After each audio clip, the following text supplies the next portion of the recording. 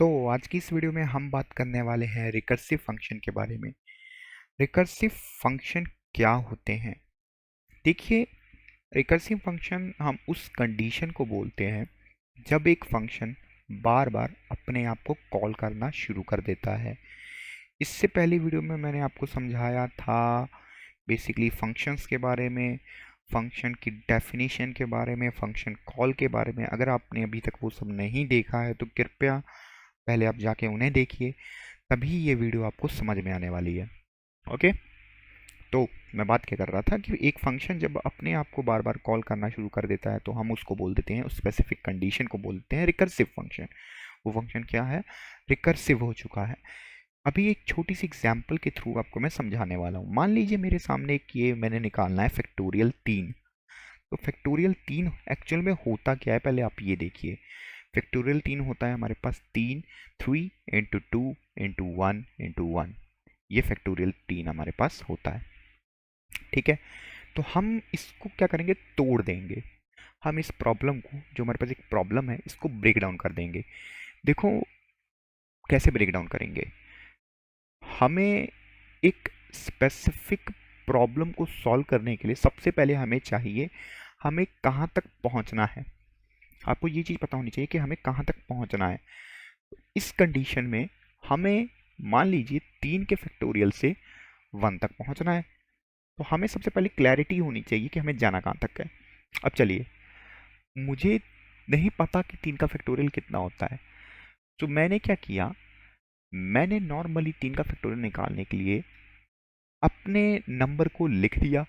मुझे इतना पता है कि 3 का फैक्टोरियल उतना ही होगा जितना मैं 3 के फैक्टोरियल, मतलब 3 को मैं मल्टीप्लाई कर दूं अगर 2 के फैक्टोरियल के साथ, तो जो वैल्यू आएगी वो 3 का फैक्टोरियल होता है। ठीक है, दोबारा सुनिए इस चीज़ को और आगे बढ़ेंगे। मुझे नहीं पता 3 का फैक्टोरियल कितना होता है, पर मुझे बस एक आइडिया है कि 3 का फैक्टोरियल उतना ही होगा जब मैं 2 के फैक्टोरियल को 3 से मल्टीप्लाई कर दूं। क्लियर है? तो इस स्टेटमेंट को सुनने के बाद आप बोलोगे, फिर मेरे भाई तू मेरे को बता दे 2 का फैक्टोरियल कितना होता है। मैंने फिर बोला, मुझे नहीं पता 2 का फैक्टोरियल कितना होता है, पर मुझे ये पता है कि 2 का फैक्टोरियल उतना ही होगा जब मैं 2 को मल्टीप्लाई कर दूं 1 के फैक्टोरियल के साथ। तब आप कहोगे, ओ मेरे भाई शांत हो जा, अब तू मेरे को ये बता दे फिर कि 1 का फैक्टोरियल कितना होता है। मैं फिर वही चीज़ फिर से कहूँगा कि मुझे ये नहीं पता कि 1 का फैक्टोरियल कितना होता है, बट मुझे ये पता है कि अगर मैं 1 को मल्टीप्लाई कर दूं 0 के फैक्टोरियल के साथ, तो जो वैल्यू आएगी वही आपका बेसिकली 1 का फैक्टोरियल होगा। तो सेम है इसी पैटर्न में, और 0 का फैक्टोरियल 1 होता है, तो ये आपको पता होगा। इसी पैटर्न को अगर देखा जाए तो हमने एक प्रॉब्लम को पीछे पीछे पीछे पीछे ट्रैक करके सॉल्व कर डाला। तो 3, जैसे ही मुझे ये सारी वैल्यूज पता लगती गई, तो 3 का फैक्टोरियल, फिर 3 into 2, 3 into 2 into 1, 3 into 2 into 1 into 1, और फाइनली आप देख रहे होंगे यहाँ पर मेरा रिजल्ट आ गया है। तो इस अप्रोच को फॉलो करके हम प्रॉब्लम्स को सॉल्व करने वाले हैं। प्रोग्रामिंग इज बेसिकली हम कह सकते हैं कि प्रॉब्लम सॉल्विंग हमारे को आनी चाहिए। तो यही हमारी प्रॉब्लम सॉल्विंग की टेक्निक है, जिसको हम बोलते हैं रिकर्सिव फंक्शन। रिकर्सिव फंक्शन सिर्फ प्रोग्रामिंग में नहीं आती, एक्चुअली ये जो कॉन्सेप्ट है मैथमेटिक्स का है। ठीक है, तो आप ये मत सोच रहे कि ये प्रोग्रामिंग का कोई कॉन्सेप्ट है, एक्चुअल कॉन्सेप्ट तो ये मैथमेटिक्स का है, यहाँ तो हम उसको यूज़ करेंगे। ठीक है, तो देखो सेम इसके अंदर जो हम कह सकते हैं फॉर्मूला अप्लाई हो रहा था वो ये हो रहा था। फैक्टोरियल ऑफ, हम मैं बोला था किसी का भी फैक्टोरियल किसके बराबर होगा, मुझे नहीं पता है वो फैक्टोरियल यानी कि वो नंबर उस नंबर का फैक्टोरियल क्या होगा, बट मैं जानता हूँ उस नंबर का फैक्टोरियल अगर मैं उस नंबर से मल्टीप्लाई करता हूँ उसके पीछे वाले नंबर को, तो उसी के बराबर होगा, एंड सो ऑन। इसी अप्रोच से हमने 3 का फैक्टोरियल सॉल्व किया। चलिए, अभी तक शायद ये नहीं समझ लगा उतनी अच्छी तरह, बट मैं जैसे ही प्रोग्राम बताऊंगा आपको और क्लैरिटी हो जाएगी। सबसे पहले एडवांटेज देख लेते हैं, आपके कोड की लेंथ को कम कर देगा। ठीक है, आपका लेंथ, जो कोड का लेंथ है वो कम हो जाता है रिकर्सिव फंक्शन यूज़ करने से। जस्ट लाइक इटरेटिव में भी होता था, बार बार हमें वो चीज़ नहीं लिखनी होती थी, वो ये यहाँ पर भी होती है। ठीक है, किसी बड़ी प्रॉब्लम को हमने ईजिली हैंडल कर लिया। यहाँ पर बड़ी प्रॉब्लम थी फैक्टोरियल निकालना। ठीक है, फैक्टोरियल निकालना एक प्रॉब्लम थी जिसको हमने ईजिली हैंडल कर लिया। फैक्टोरियल अगर नहीं निकालना तो मेरे को शायद और बहुत चीज़ें, अगर रिकर्सिव के थ्रू ना करता तो मेरे लिए प्रॉब्लम थोड़ी कॉम्प्लेक्स थी। ठीक है, कॉम्प्लेक्स प्रॉब्लम को हमने ईजिली हैंडल कर लिया। अब चलिए एक और मैं आपको इमेज दिखाता हूँ जिससे आपको समझना और ज़्यादा इजी हो जाएगा हमारे प्रो इसको रिकर्सिव फंक्शन को। ओके,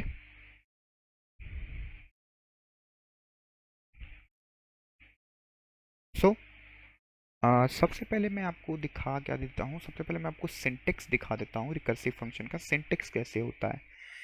ठीक है, सिंटेक्स के अंदर आप यहाँ मेरे प्रोग्राम को ही अगर देखेंगे तो चलिए सबसे पहले ना एक बार सिंटेक्स देख लेते हैं। तो बेसिकली ये कुछ इस प्रकार का सिंटेक्स है हमारे रिकर्सिव फंक्शन का। हम डेफ कीवर्ड का यूज़ करते हैं फंक्शंस बनाने के लिए। यहाँ पर कुछ भी आप लिख सकते हैं, ज़रूरी नहीं है आपको REC ही लिखना है, कुछ भी आप फंक्शन का नाम लिख दीजिए। यहाँ पर एक बेस कंडीशन होती है, बेस केस होता है। बेसिकली बेस केस क्या है, वो कंडीशन है जो आपने फाइंड आउट करनी है, मतलब वो सिंपलेस्ट जड़ तक आपने जो जाना है जहाँ से आपकी पूरी कॉम्प्लेक्स प्रॉब्लम सॉल्व हो जाएगी, तो इसको हम कहते हैं बेस केस। एंड देन हमने फंक्शन कॉल यूज़ किया है। तो ये बेसिक सिंटेक्स है। अगर आप इसको समझ ले रहे हैं तो अच्छा है, वेल एंड गुड। नहीं तो आपको एक बार प्रोग्राम जैसे मैं बताऊंगा तो ऑटोमेटिकली ये सिंटेक्स आपके दिमाग में चला जाएगा।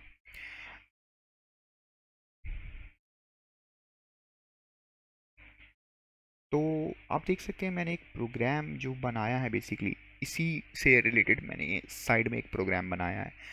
सेम हम मेरा प्रोग्राम भी यही चीज़ करने वाला है।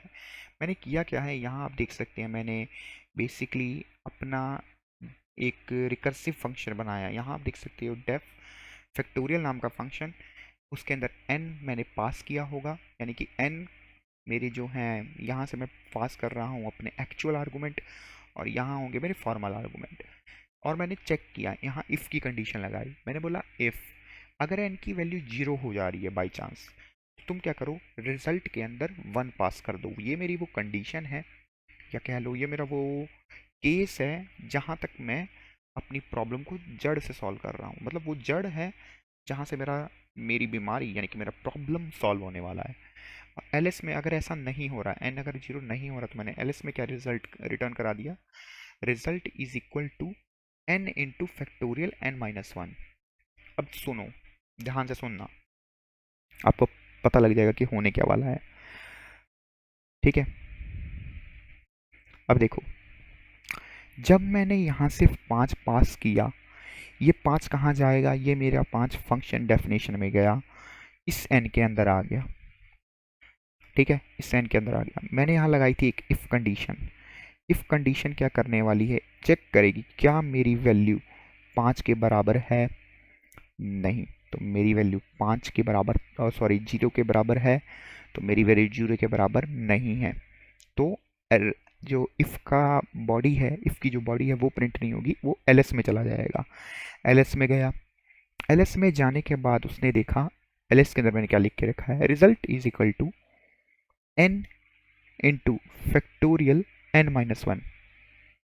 इस केस में, पहले वाले केस में n हमारे पास था 5, तो वो लिखेगा 5 इंटू फैक्टोरियल n-1, यानी कि फैक्टोरियल 4।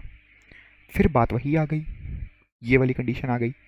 देखो 5 इंटू फैक्टोरियल 4, तो उसको भी फैक्टोरियल 4 की वैल्यू नहीं पता है। तो जब फैक्टोरियल 4 की वैल्यू नहीं पता है तो ये एक फंक्शन कॉल हो गई। ध्यान से देखो, जैसे ये लिखा था ना, वैसे ये एक फंक्शन कॉल हो गई। तो ये भी एक फंक्शन कॉल हो गई। तो इसके अंदर था हमारे पास 4, इस केस के अंदर। ठीक है, n-1 के अंदर ये था 4। ये 4 फिर जाएगा फंक्शन की डेफिनेशन में, और फिर यहाँ पर एक बार दोबारा चीज़ होगी, यहाँ चेक करेगा अपनी कंडीशन को, क्या n की वैल्यू 0 है। इस केस में भी n की वैल्यू 0 नहीं है, तो ये वाली चीज़ नहीं प्रिंट होगी, वो एलएस में चला जाएगा। उस ये जो सेकंड केस खुला, ये जो सेकंड केस खुला इसकी फंक्शन कॉल का, यानी कि 4 वाले केस के लिए यहाँ आप देखो वो ये होगा। अब उस केस के अंदर n की वैल्यू हो गई 4 और इधर आ गया फैक्टोरियल n-1, जो कि मैं इसकी बात कर रहा हूँ। देखो n की वैल्यू हो गई 4 और इधर आ गया फैक्टोरियल n-1। ये एक और फिर से बन गई फंक्शन कॉल। ये चीज़ दोबारा इस केस में अब क्या बन गई, 3 के केस में फंक्शन कॉल हो गई और 3 में एज अ एक्चुअल आर्गूमेंट पास कर रहा हूँ अपने फॉर्मल आर्गूमेंट के अंदर। तो फिर वो देखेगा क्या 3 n के बराबर है, यानी कि 0 के बराबर है, तो वो भी नहीं होगा। तो फिर अब ये 3 की बॉडी खुलेगी, उसके अंदर ls वाले पार्ट के 3 के लिए जो ls का पार्ट चलेगा, जहां आएगा 3 इंटू n-1 यानी कि 2 का फैक्टोरियल। और फिर 2 के फैक्टोरियल के अंदर भी वही चीज़ होगी। 2 के फैक्टोरियल के अंदर क्या होगा, ये फंक्शन कॉल की तरह एज अ वर्क करेगा और ये एज अ फंक्शन कॉल की तरह वर्क करने के साथ क्या करेगा, 2 को एज अ कॉल हुआ ये, तो 2 को एज अ उसने एक्चुअल आर्गूमेंट जो कि 2 थे वो पास कर दिए फॉर्मल आर्गूमेंट के अंदर। फिर यहाँ देखेंगे हम, अभी भी n की वैल्यू 2 है, क्या n की वैल्यू 0 हुई, नहीं। तो फिर ये एल्स पार्ट में जाएगा, इधर आएगा, 2 के केस में ये क्या लिखेगा, 2 इंटू 1, यहाँ आप देख सकते हो राइट हैंड साइड में 2 इंटू, ठीक है, फैक्टोरियल 1, ठीक है, फैक्टोरियल 1 आ गया। अभी भी कहानी ख़त्म नहीं हुई है, यहाँ पर इमेज में ख़त्म हो चुकी है, बट मैं उसके आगे की कहानी बता रहा हूँ। 2 इंटू यहाँ आ जाएगा आपका, अब यहाँ 2 था, 2 माइनस 1 फैक्टोरियल 1। आगे बढ़ते हैं, 1 पास हुआ n के अंदर, क्या n की वैल्यू अभी भी 0 है, नहीं। तो फिर ये चीज़ खुलेगी ls पार्ट के अंदर, 1 इंटू फैक्टोरियल 1 माइनस 1 यानी कि 0। जैसे ही ये चीज़ हुई, तो ये अब 0 को पास करेगा n के अंदर।